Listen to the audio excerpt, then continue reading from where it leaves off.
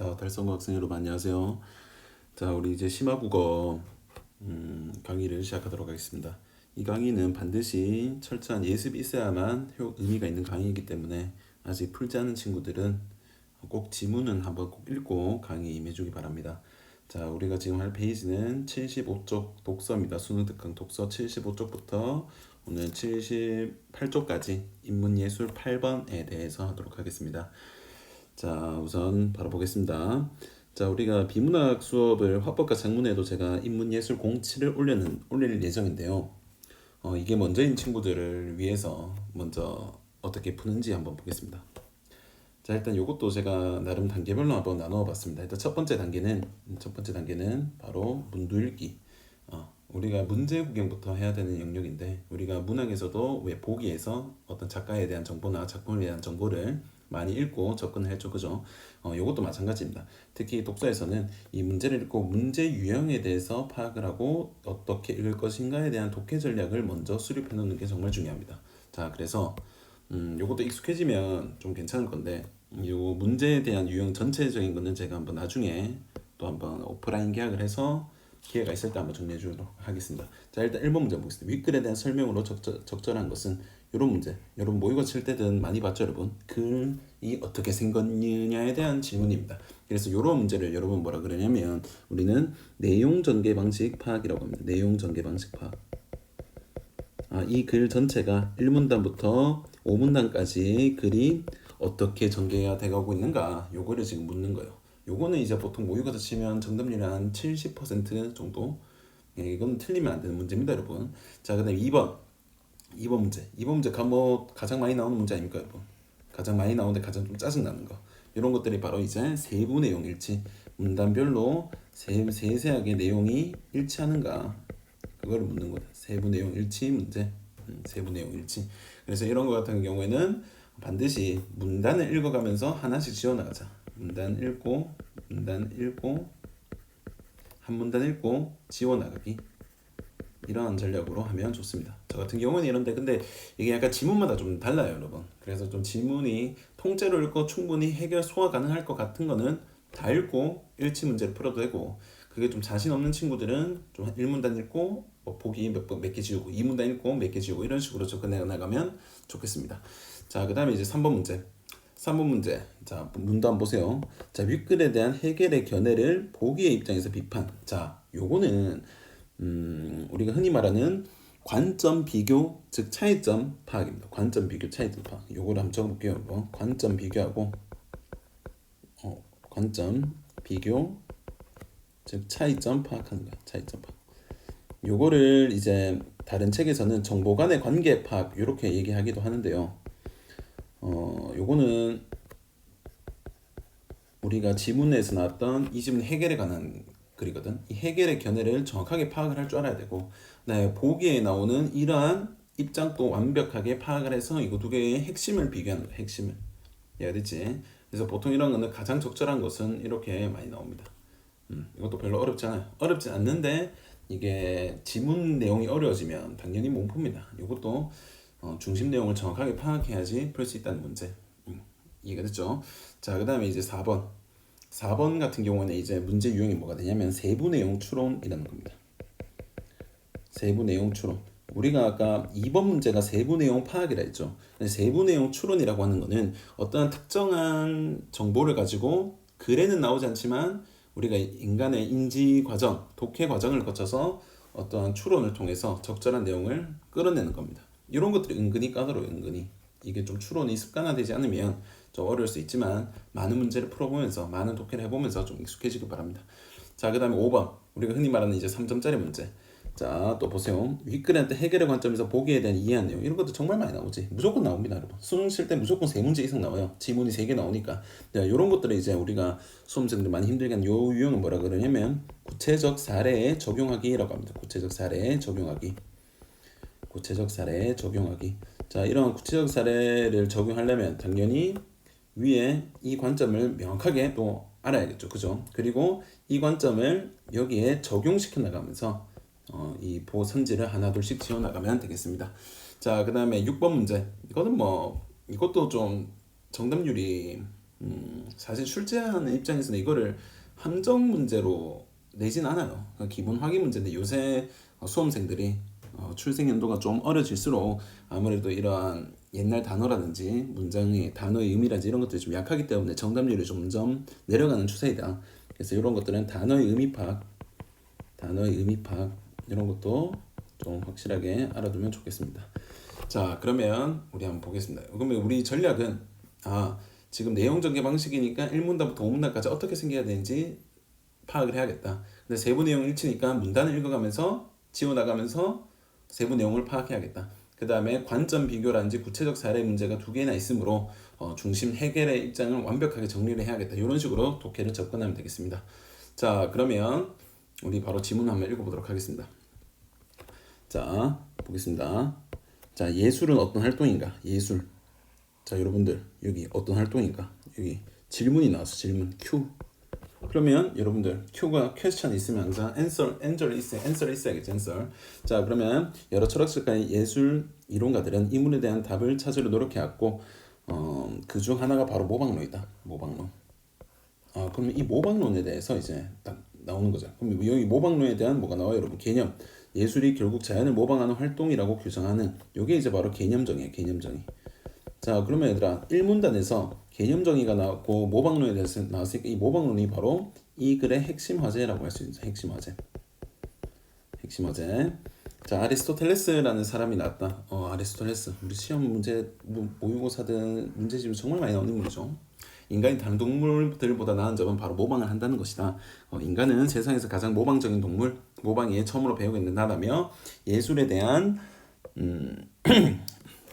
예술이 자연에 대한 모방이 시작되어 주장했다. 그는 예술이 형상에 대한 모방을 통해 있을 수 있는 세계를 표현하면서 개연성을 지닌다. 그럴싸함 이런 의미입니다. 개연성을 지니며 시대를 아우르는 보편성을 획득한다. 이렇게 아리스토텔레스에 대한 견해가 나오네. 여기까지가 이제 보통 우리가 말하는 모방론입니다. 모방론. 예술은 모방이다. 모방. 독보적인 위치를 점해왔다. 하지만 중요한 접속어가 나왔네요. 근대인의 해겔. 우리가 아까 문제에서 봤던 이 해겔. 그러면 이 해겔도 역시 이 모방론에 대한 핵심 화제가 된다고. 그럼 이 글의 핵심 화제는 뭐겠어요, 여러분? 모방론과 해겔. 해겔이 모방론을 비판하는 내용이 바로 이 핵심 화제란 말이에요. 핵심 내용. 자신의 저서인 미학강에서 자, 여러분들 여기 중요한 내용이 나오네요. 모방론이 예술을 제대로 설명하지 못한다면 모방론 3가지 측면에서 비판하였다. 이 글은 그러면 1문단에 정리가 됐네. 해겔이라는 사람이 오랫동안 독보적인 위치를 점해왔던 이런 모방론에 대해서 비판하는 점, 그 3가지 측면에서 비판한단 말이에요. 그러면 이제 지문을 한번 보니까 첫째, 눈으로 한번 보면 둘째, 지문 참 깔끔하게 잘 돼 있지. 요새 수능에는 사실 이렇게 담화 표지어라고 하는 첫째, 둘째, 셋째 이런 거 잘 안 줍니다, 여러분. 너무 쉽기 때문에. 그렇지만 일단 연습한다는 차원에서 이것도 한번 알아두면 하겠죠. 이렇게 나오는 겁니다. 자, 그러면 우리가 읽었으니까 1문단 쌤이 한번 정리해봤거든. 자, 요거는 사람마다 달라요. 이거는 순전히 개인적으로 제가 정리한 건데요. 자, 일단 처음에 예술이 무엇이라는 질문을 던졌다. 그리고 나서 그 질문에 대한 대답을 뭐라고 했어? 모방론이라고 했다. 대답이 나왔지. 그 다음에 그 모방론을 설명하는 아리스토의 견해가 나왔고 이게 바로 핵심 화제라는 걸 알 수가 있었다. 근데 모방론에 대해서 설명하는 것이 아니라 이 모방론, 이 핵심 화제에 대한 이 해겔이라는 사람의 비판점을 3가지 예측을 해. 3가지를 할 것이다. 이해가 됐나? 그래서 모방론 비판 1, 여기 2, 여기 3 이렇게 나오죠. 이렇게 나온다. 자, 그러면 우리가 읽었으니까 자, 우리가 아까 세부 내용 일치 문제 한번 봅시다. 여기서 풀 수 있는 거 혹시 있는지 한번 보자. 해겔은 아직 이거 모르고 1번은 모르고 2번 아리스토텔레스는 예술을 모방이라고 이거 맞네. 1문제에 나왔으니까 맞지? 그 다음에 3번 또 뭐하지? 해겔 논이니까 구체적으로 안 나왔으니까 제끼고 4번 형상에 대한 모방을 통해 예술이 보편성 아까 우리 여기 보편성 나오지 않았나? 그렇지, 여기 보편성 나왔네. 그렇기 때문에 얘들아 요거는 눈으로 왔다 갔다 하면서 금방 풀 수 있는 문제라고. 그래서 2번과 4번을 지워나갈 수 있다. 자, 그러면 우리는 이미 2번, 4번은 이미 제껴 나갔다는 거. 이렇게 글자가 많을수록 좀 이렇게 미리 지어놓으면 지문 이해할 때도 좋고 정답률을 끌어올리는 데도 도움이 됩니다. 자, 그 다음에 우리가 계속 2문단 보겠습니다. 자, 여러분 이거 지문을 너무 다 하나하나 일일이 다 자세하게 하기에는 지금 시간적 압박과 동영상 용량 문제가 있어서 자, 좀 빠르게 보겠습니다. 자, 일단 첫째, 해겔은 예술이 외적으로 존재하는 자연의 형상 그대로 묘사한다 하더라도 자, 요 부분이 중요하다. 표현 수단의 한계로 인해 모세에 대한 제한이 따를 수밖에 없다. 그러니까 모방은 어쨌든 표현수단의 한계가 있어서 정확하게 묘사를 할 수가 없다. 그는 예술의 아무리 높은 완성도를 지닌다 해도 개별적이고 특수한 표현수단을 통해 원본인 자연을 똑같이 표현할 수 있는 길은 애초부터 없다. 똑같은 말이죠. 예술활동 역시 불편하시고 헛된 유의로 전락하게 된 것이다. 이런 점에서 해겔은 모방이 이런 자유로운 정신활동 예술행위 자체는 아니다. 그럼 여기서 또 나오는 게 이제 해겔이 예술에 대한 견해가 나오는 거면 해겔은 예술은 뭘로 본 거야? 자유로운 정신활동. 요 부분. 이런 부분은 항상 우리가 지문을 읽을 때 표시를 해야겠지, 그지? 그는 인간이 모방을 스스로 만들어낸 것에 더 기쁨을 느낀다고 보고 인간은 흉내내는 재주로 완성하는 것보다 망치와 못 등을 발명한 것을 더 자랑스럽게 여긴다라고 생각을 했다. 이렇게 지문이 나와 있습니다. 첫 번째 중요한 핵심 내용은 요거 두 개죠. 표현수단 한계론 모사의 제한이 따른다. 왜? 예술은 자유로운 정신활동이다. 그래서 여러분 저는 여기에 이렇게 정리했습니다. 첫 번째 모방론편. 자연에 대한 완벽한 모사 이거는 불가능하다. 그러면 해겔에 대한 예술의 견해는 역시 뭐다 얘들아? 자유로운 정신활동이다. 이 부분. 이렇게 머릿속으로 정리해 나가면 셀고 가면 좋다는 거죠. 이해가 됐죠? 자, 그 다음에 계속해서 3문단 둘째 부분 보겠습니다. 또한 둘째, 해겔은 예술을 단지 모방으로 규정한다면 대상에 대한 외형의 모사가 중시해요. 그렇겠지 아무래도. 모방한다는 건 얼마나 똑같이 뺏겠느냐. 그게 이제 예술의 가치를 평가하게 될 거 아닙니까 여러분. 근데 그래서 모방 대상의 자체에 대한 본질적으로 간과될 수밖에 없다. 여러분 간과라는 말 모르는 친구 없겠죠. 그냥 넘어간다라는 그 정도의 의미거든. 이것도 국어사전 꼭 찾아보세요. 국어사전 찾아봐. 국어사전. 하여튼 또 이렇게 비판한다. 미의 대상과 내용에 대한 본질적인 고려가 사라질 수 있다. 그래서 여기서 핵심은 모방론이 너무 뺏기는 것만 똑같이 복사하는 것만 중요시 하다 보니까 그 예술 대상에 대한 그런 정신적인 고려, 본질적인 고려가 누락된다 이 말입니다. 그러면 또 이제 끝부분 보세요. 예술을 어떻게 생각해? 인간이 추구하는 최고의 가치를 표현해 문학적 행사에서 중요한 사회적 인류의 정적 자산으로 본다. 철학적 고찰이 필요하다. 이렇게 이제 예술에 대한 견해를 전했습니다. 자, 그러면 이 문단 또 여러분들 요거 이제 안 해도 되지 않을까요? 자, 이거는 제가 일부러 빈칸을 넣어놨는데 두 번째 비판점 뭐라 그랬어 그러면? 그렇지. 그러면 적어볼게요 여러분. 여러분들 필기 다 하셔야 돼. 모방 대상의 뭐가 사라진다? 본질적 고려.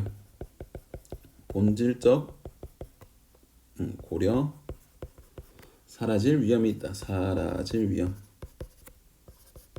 여러분 적당히 필기하세요. 그 다음에 예술에 대한 견해를 뭐라 그랬어? 그렇지. 문화적 형식이다. 중요한 문화적 형식이고 정신적 자산이다. 이렇게 얘기했다. 정신적 자산. 정신적 자산이다. 이런 식으로 얘기를 했다. 그럼 이해가 됐습니까? 자, 그 다음에 이제 이 문단을 읽고 풀 수 있는 그 아까 2번 문제가 있는지 한번 볼까요? 이 문단에서는 철학이 3문단에서 철학의 고찰의 대상이 되어야 된다. 이거 맞네. 아까 철학의 고찰이 된다고 했으니까. 그 다음에 대상 자체에 대한 논의가 필요하다. 그지? 그 대상 자체 여기 나왔어. 다시 보자. 대상 자체에 대한 논의.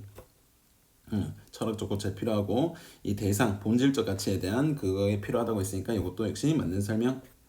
이것도 지으면 되겠습니다. 그래서 사실 이 문제는 다 읽기 전에 문제를 풀 수 있는 거야. 정답이 5번이 되겠지. 5번은 나중에 확인만 해 나가면 되는 겁니다. 자, 그러면 우리 다시 계속 보겠습니다. 자, 그다음 셋째 역시 유사하게 모방론의 타당성을 인정해준다도 또 어떻게 비판하는지 보자. 적용 범위가 제한적이다. 그래서 가령 예를 들어 둔 거 있죠. 예를 들어 이것도 중요한 표시입니다. 모방의 원리를 건축이나 문학 이런 것들에 적용하기 어렵다. 그지? 그래서 여기 내면의 감정이나 사상처럼 모방의 원리로 설명하는 요소들을 표현한 작품도 예술에 중시되어야 한다고 생각을 했다. 이렇게 문학이나 건축을 예시로 모방론이 비판받아야 된다 이렇게 얘기를 하고 있습니다. 자, 그래서 여러분 여기에서 또 정리를 해보면 세 번째 적용 범위가 제한적이다. 적용 범위 제한적. 똑같이 뺏기는 거면 문학이나 건축은 어떻게 볼까요? 문학 속에 등장하는 다양한 화자의 정서, 인물의 생각, 건축미 이런 것들을 전부 다 모방한 게 아니잖아, 그지? 창조해낸 거지. 그렇기 때문에 이걸 비판할 수 있다고. 그래서 그 예술에 대한 견해 예시를 들면서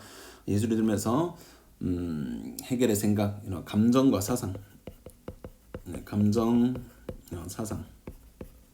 사상은 모방 적용이 안 된다 이렇게 말하고 있는 겁니다. 적용 no 이런 식으로.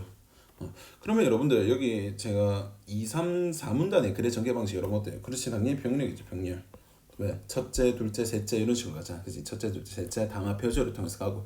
근데 여기서 묘하게 글이 정말 잘 짜져 있다는 느낌이 드는 게요. 1문단, 2문단도 그렇고 3문단도 그렇고 4문단도 그렇고 이게 전부 다 좀 공통적인 내용 방식을 지니고 있어요. 왜? 어떻게? 일단 모방론의 비판점을 먼저 말한 다음에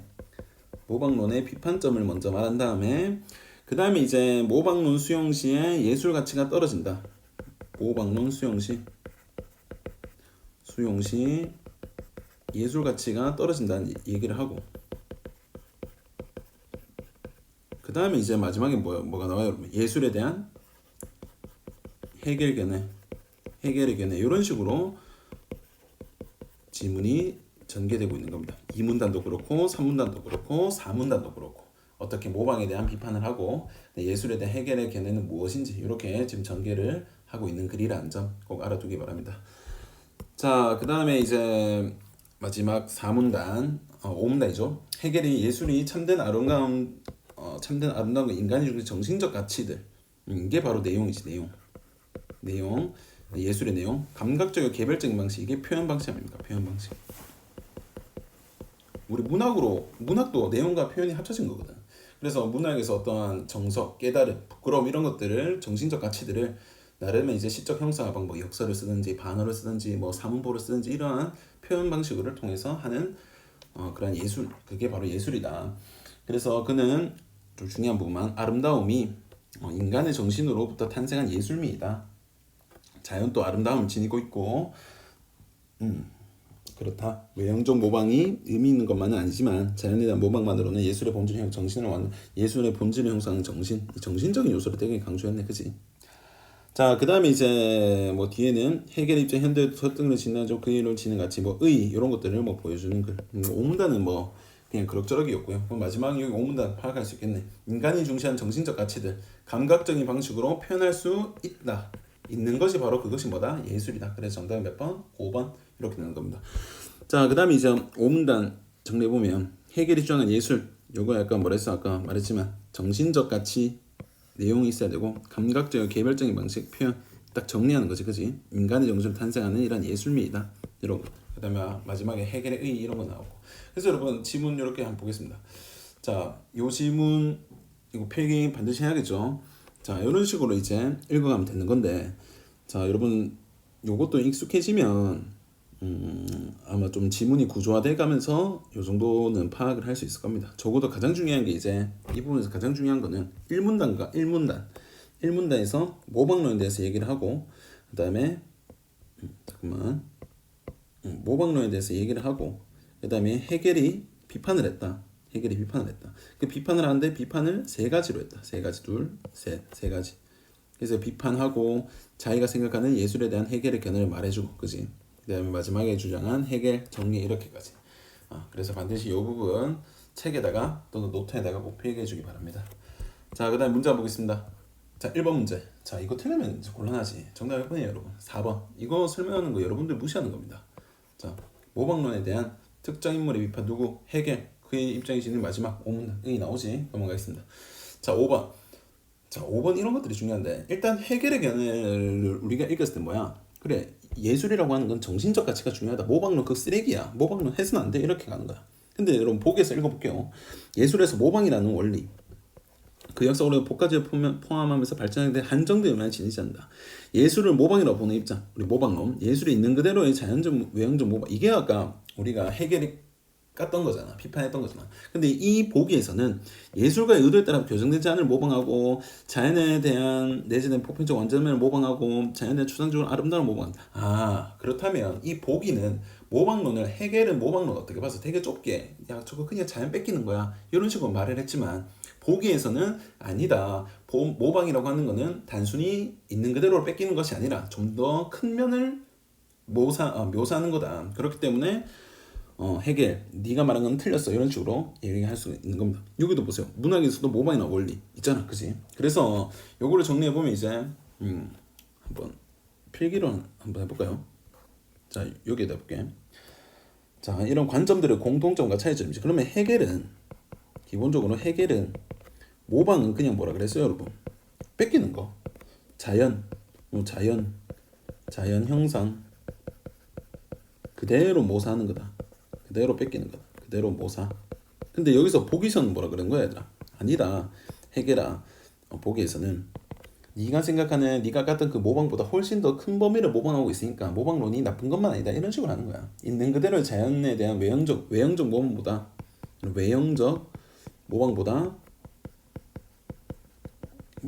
더 큰 범위다. 더 큰 범위다. 이런 식으로 얘기를 하고 있는 겁니다. 그지?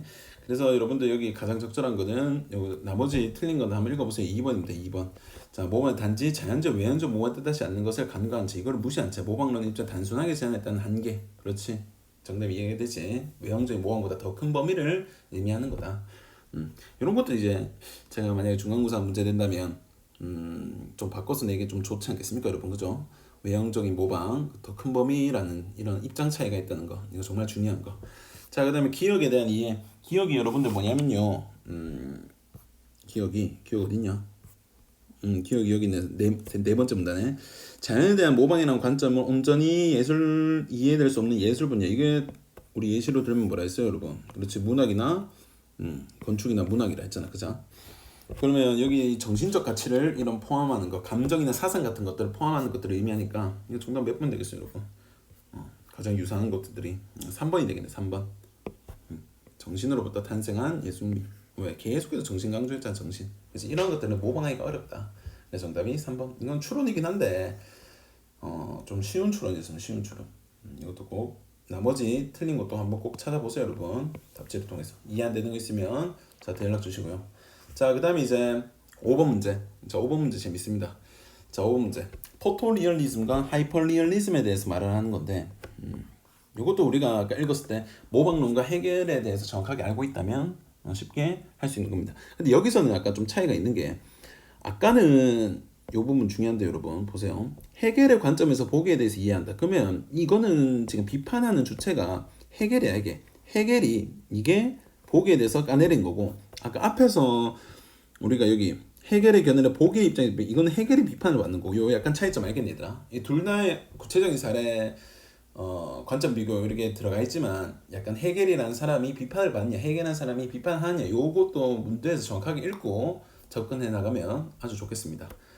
자, 그래서 봅시다. 자, 포토리얼리즘 현실을 매우 사진처럼 사실적으로 모사한다. 아, 이거 딱 느낌 오네. 똑같이 모사하는 거. 이거 뭐랑 비슷해 얘들아. 비판 대상인 약간 모방론. 해겔의 입장에서 비판적인 대상이 모방론과 유사하다. 해겔의 입장에서 봤을 때. 그럼 하이퍼리얼리즘은 뭔가 좀 다른 게 있을 거 아니야. 근데 여기서는 육안으로 쉽게 보기 힘든 세세한 점을 극명히 묘사하는 완벽한 현실감. 요거는 모방론과 유사하지만 그 안에 작가의 주관과 아이디어를 수용해 내러티브까지 얘들아. 작가의 주관과 아이디어. 이게 뭐야 얘들아. 우리가 아까 해겔이 그토록 강조한 정신적인 면. 그치? 그러면 이런 정신적 가치를 받아들였다는 것은 하이퍼리얼리즘은 해겔의 견해와 모방론의 장점, 해겔의 장점과 모방론의 장점을 함께 수용한 그러한 예술 분야라고 할 수가 있겠습니다, 여러분. 그죠? 다시 대상을 사진처럼 있는 그대로 모사하는 포토리얼리즘은 예술이 아니다. 이거는 기존의 해겔의 비판이랑 비슷하잖아. 야, 그냥 그대로 뺏긴 거야. 저거 예술 아니야. 하지만 이러한 예술 비판 의식하고 하이퍼리얼리즘은 그래. 우리는 포토리얼리즘의 장점, 모방론의 장점도 가져오고 해겔이 말하는 정신적 가치 이런 것도 받아들여서 예술을 구현하자 이렇게 하는 겁니다. 이해됐죠? 그래서 여기 보겠습니다. 포토리얼리즘 모사의 제한, 표현성 한계 맞지? 이거 비판하는 거니까. 그 다음에 창조력 개성 강조했던 거다. 포토리얼리즘 당연히 안 되지. 하이퍼리얼리즘 사회적 모사 함께 정신적 가치 맞죠? 오케이. 자, 요 3번 요게 중요하다. 요거 맞는 선지지만 요게 바로 핵심이에요. 요게 바로 핵심. 이해가 됐나? 자, 그러면 정답은 몇 번입니까, 여러분? 4번입니다. 4번. 자, 하이퍼리얼리즘은 모방형 작품 철저하게 적용하는 동시에 이건 맞아. 아름다움을 작품에서 배제했니? 아니야 얘들아. 아까 이 아름다움이 뭐라 했어? 해겔이 말하는 것. 그래 정신적인 의미의 가치. 인간 정신으로부터 탄생한 예술미라고 했잖아 아까.